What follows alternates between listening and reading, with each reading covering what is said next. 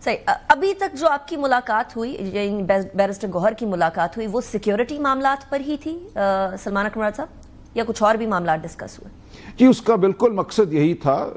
خیبر پختونخوا میں سیکیورٹی معاملات کے حوالے سے وہاں ایک نشست ہوئی، اس میں جماعت اسلامی کے امیر بھی موجود تھے، دیگر لوگ بھی تھے.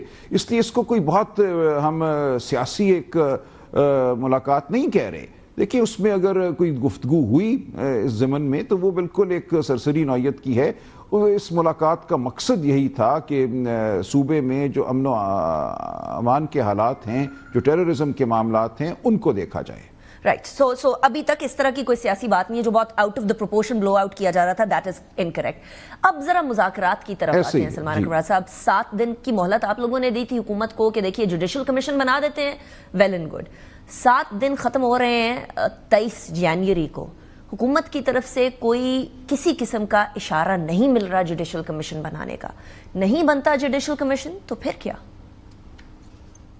ختم ہو جائیں گے مذاکرات. دیکھیں، ہم کوئی مذاکرات کے لیے کوئی ہم لیٹے نہیں جا رہے.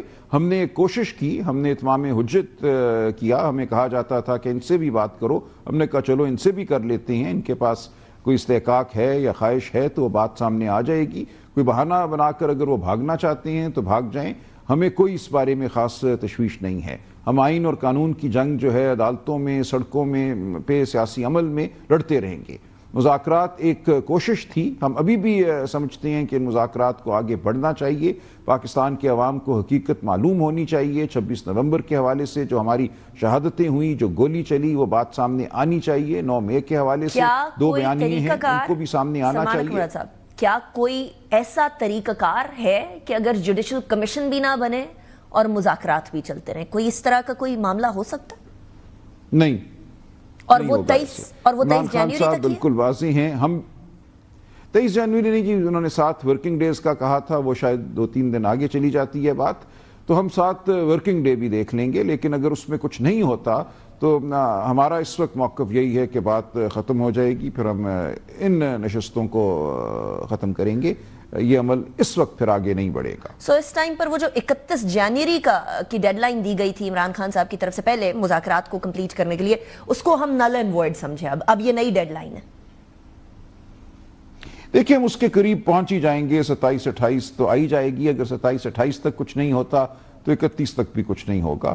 اس لیے ہم اس وقت یہی سمجھ رہے ہیں کہ جو 7 ورکنگ ڈیز کا ایک جو مدت ہے، اس کے اندر کچھ نہ کچھ مثبت قدم اٹھنا چاہیے تاکہ ہمیں لگے کہ اس جانب کوئی دلچسپی ہے، وہ اس چیز کو دیکھ رہے ہیں سیریسنس سے. اگر بالکل یہ ایک مذاق ہے ان کے لیے، وقت گزارنے کا ایک حربہ ہے، نشستن برخاستن ہے، کمیٹی کھیلنا ہے، تو پھر ہمیں کوئی اس معاملے میں دلچسپی نہیں ہوگی. رائٹ. سلمان صاحب، اب تحریک تحفظ آئین پاکستان میں شاہد خاقان عباسی صاحب بھی آ گئے ہیں، اور میرے پروگرام میں انہوں نے بڑا واضح طور پر کہا ہے کہ جو تحریک انصاف کا طریقہ احتجاج ہے وہ بڑا وائلنٹ اور بڑا امپریکٹیکل اور صحیح نہیں ہے، اور میں اس سے اتفاق نہیں کرتا. تو کل کو اگر آپ نے کوئی موومنٹ کرنی ہوتی ہے، جیسے یوم سیاہ منا رہے ہیں آپ لوگ 8 فروری کو، تو اس موومنٹ کے سلسلے میں آپ کس طریقے سے سب کو ایک پیج پر لے کر آئیں گے؟ دیکھیں، مشاورت کریں گے. جب ایک بڑی تحریک بنتی ہے، اس کا مقصد صرف سنگل پوائنٹ ایجنڈا ہے، آئین کی بحالی.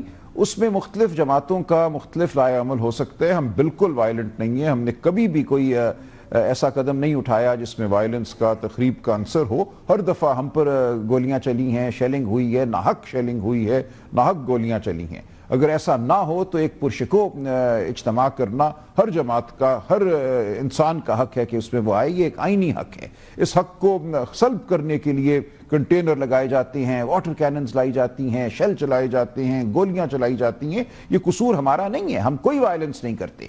تو ہم یہی سمجھتے ہیں کہ ہم آگے بڑھیں گے.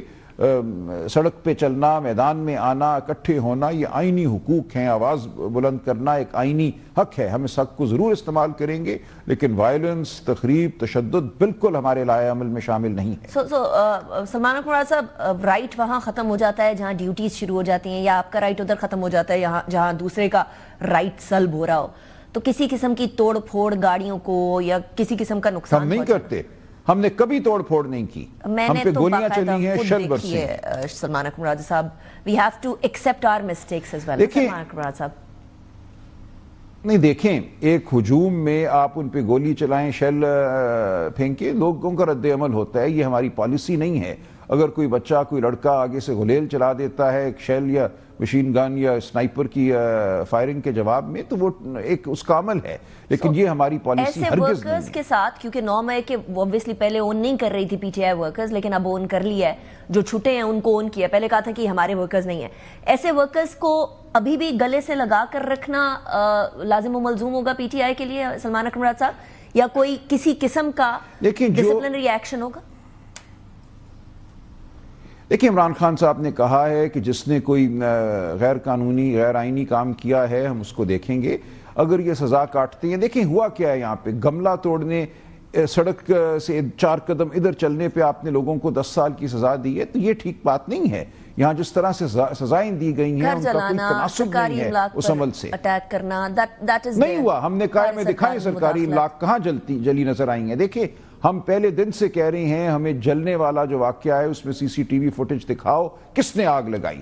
آج دن تک وہ سی سی ٹی وی فوٹیج ہمیں نہیں دکھائی گئی، ہمیں گملے ٹوٹتے ہوئے دکھائے گئے، لوگوں کو چلتے ہوئے دکھایا گیا۔ سلمان اکرم راجہ صاحب اس کے بڑے نہیں کی، بالکل نہیں کی، ٹوٹے ریلیز کیے ہیں۔ دیکھیں سی سی ٹی وی پکچرز نہیں ہوئی، سی سی ٹی وی فوٹیج وہ ہوتی ہے، جی فرمائیے، میں عرض کر رہا ہوں سی سی ٹی وی فوٹیج وہ ہوتی ہے جو مسلسل ہو، جو صبح آپ 10 بجے سے لے کر شام 8 بجے تک دکھائیں۔